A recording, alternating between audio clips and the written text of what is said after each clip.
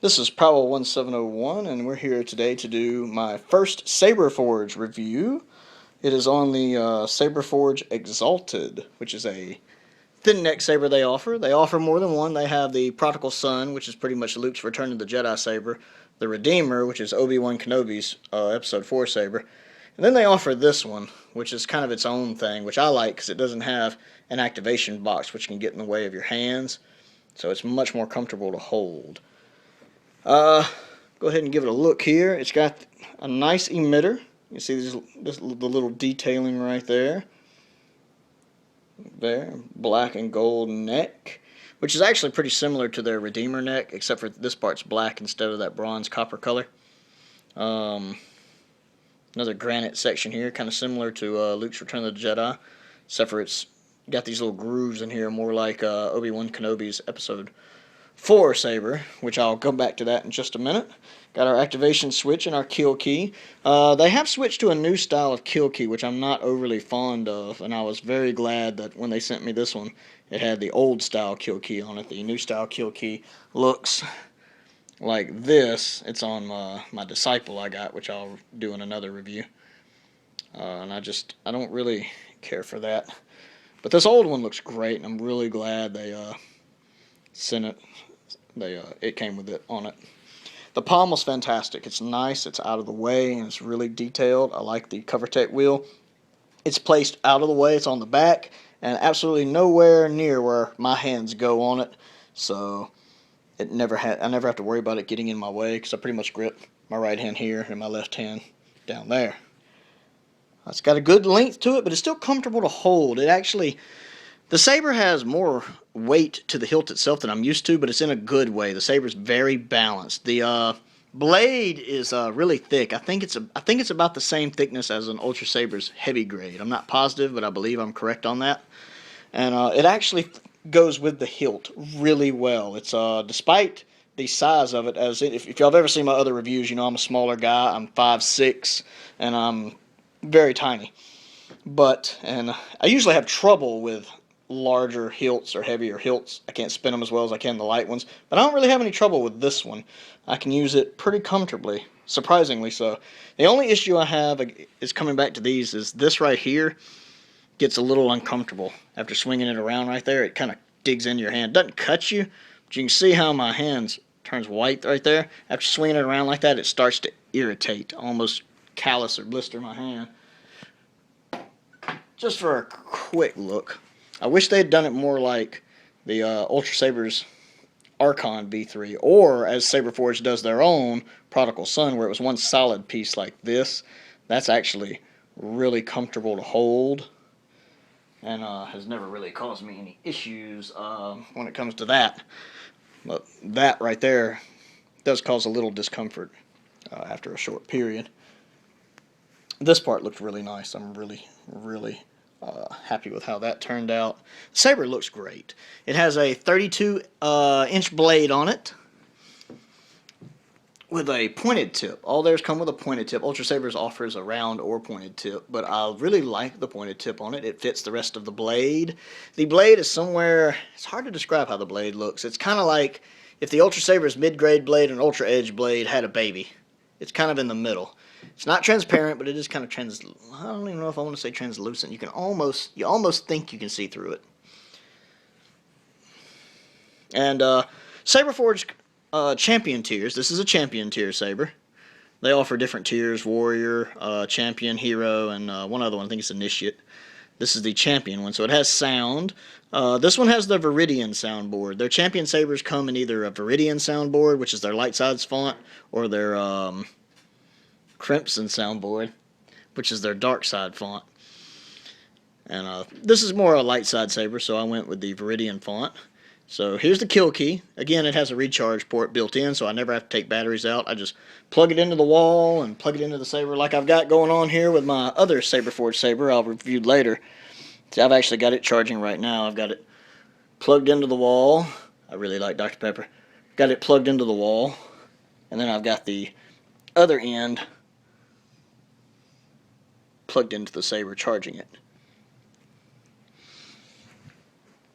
So let's have a look. All you got to do to cut it on is pull out the kill key. That's cool. And then the LED is the same color as the blade, which is amber. You just cut it on there. Now the amber is nice. I was hoping for a slightly more gold look, where instead it kind of has a orange look.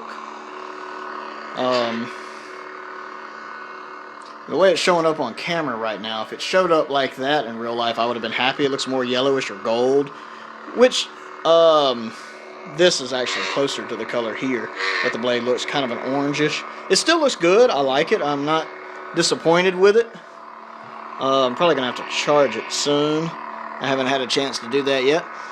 But it illuminates actually pretty well, considering this is the thin neck that it's traveling down. And the thin necks, being the smaller neck, doesn't offer as much. It doesn't let as much light through because it's just a smaller area, smaller diameter. So the LED is based here. And a normal size saber, it'll allow more light through than here. Now this does have a reflective material in here to help reflect the light down, but there's still not as much that can get through at one time. So thin neck sabers tend to have duller blades. Much like when I reviewed my Ultra Sabers Archon V3, I commented on how it was very necessary to get the new tri set up with the 3 LEDs powering it instead of the 1 LED to kind of keep some brightness in the blade by the time it made it through the thin neck. It's the same way on this one, but the Ultra Sabers, the Saber Forge Sabers have a quad LED. There's actually 4 of them in there powering it. It combines for about 12 watts. So the blade is actually still pretty bright, considering. You can hear that Viridian soundboard. If you tap it once, you'll get a nice blaster deflect sound, which is really neat. I like the soundboard. It's really nice. Let's see. And the cool thing about Saber Forge is you can change some of the features on here. If you take it and hold the button down for a little bit. Main menu. Select optical frequency 1. So you can change a lot of things on here. Like one, I can change the. Right now the blade is just kind of got a. It's constant. It doesn't flicker or pulse at all. 2. And now I've got it flickering. 3. It's got a faster flicker. It doesn't really show up on the camera. 4. Yeah, you can't really see it the way the camera is, but it actually does have a flicker to it. And right now it has a nice flicker.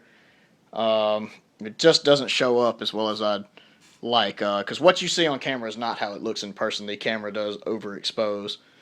I tend to keep this one on 1, though. I like a steady look on it. Sound intensity low. High. I keep it on high. Select impact sensitivity 1. So I can decide the sensitivity of the impact sound. 2. 3. 4. So you just tap to scroll through it. 6. I like mine 7. on 7. I think it goes up to 9. Select motion sensitivity 1, 2, 3, 4. So you tap. 5, 6. And then when you're ready to go to the next option, like I've been doing, you just hold it down. All settings saved. And there we go. I like the fact that that's just built right in. I don't have to attach anything to it. I don't have to hook it up to a computer. I can just do it hands-free. That's great if you're at like a convention or something, and you don't want to have to run to your hotel room to change things. You can just do it right there as you're walking around at the con. So if you want your saber to flicker, all you got to do is go through that. It's really neat. It's an impressive saber. It's really comfortable to use. It's got a solid weight to it that I like. Ooh, this review is running a lot longer than I intended. But, again, it's the first time I've ever done a Saberforge saber, and I'm really, really impressed with Saberforge. I've heard good and bad things about the guy who runs it, but I have no complaints, really. Other than that hurts my hands a little, but that's more on me, I think, than them. The saber is a fantastic quality. It's quite possibly a step above what I've been used to, and it's really comfortable to hold. I don't have the issues I had with my Archon V3, where it seemed blade heavy and I couldn't swing it around that well like I could my V2. This thing, even though it's a thin neck, I can swing it around really easily. Let's go ahead and hand this off to my cameraman here before I completely take up everybody's time. Let's go into the living room. Alright.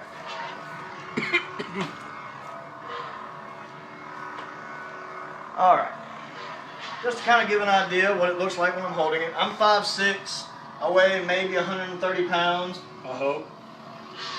But I have no trouble swinging this around. If you saw my Archon V3 video, you'll notice I couldn't swing it around very easily. But this thing,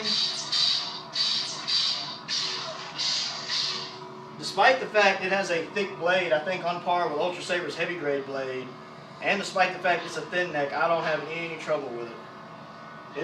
It almost balances right there, which is right where I need it. This is a 32-inch blade on here, by the way. But right there, it balances perfect. The hilt is heavier than what I'm used to with, like, say, Ultra Sabers. Not that I'm knocking Ultra Sabers. I love my Ultra Sabers. My Prophecy is still my favorite Saber that I own. But I gotta admit, I'm definitely interested in getting some more Saber Forge Sabers. This one's really comfortable. I really like that ambush. Now to be careful, I don't want to hit the fan again. Blaster deflect. Over here a little bit. Kind of give you an idea what it looks like with the lights out. Again, it illuminates really well, especially when you consider that the light is having to shine through this thin neck. And as I pointed out earlier, the thin neck sabers don't illuminate quite as bright as regular sabers. So the fact that we're getting this much illumination, there's Castle Grayskull in there. Yeah, I'm a He-Man fan too. Is really impressive. So yeah, I really like this saber. I've got to admit, it's I don't know, it just feels different in my hands than what I'm used to, and it's really comfortable. It's one of the most comfortable sabers I own. I can swing it around really easy, and I don't even have to take the batteries out. I can just plug in the recharge port. It's good to go. It cuts off just by holding the buttons down, similar to what I'm used to. The blade, when illuminated, it looks closer to an Ultra Saber's Ultra Edge than it does their mid-grade blade, but still not quite the same. But it's a really great saber. If you're thinking about getting from Saber Forge, I know people have had issues with them in the past, but all I can say is I have 2 sabers from them now. I love them both. I'm going to get a review on my my weathered Disciple up shortly, if y'all want to see that. But both the sabers I have are fantastic. They're great. I highly recommend them. So this is Prowl 1701, reviewing the Saber Forge Exhalted. I am going to do a comparison video between Saber Forge and my Saber Forge Exhalted and my Ultra Saber's Archon V3 shortly. Thank you for watching.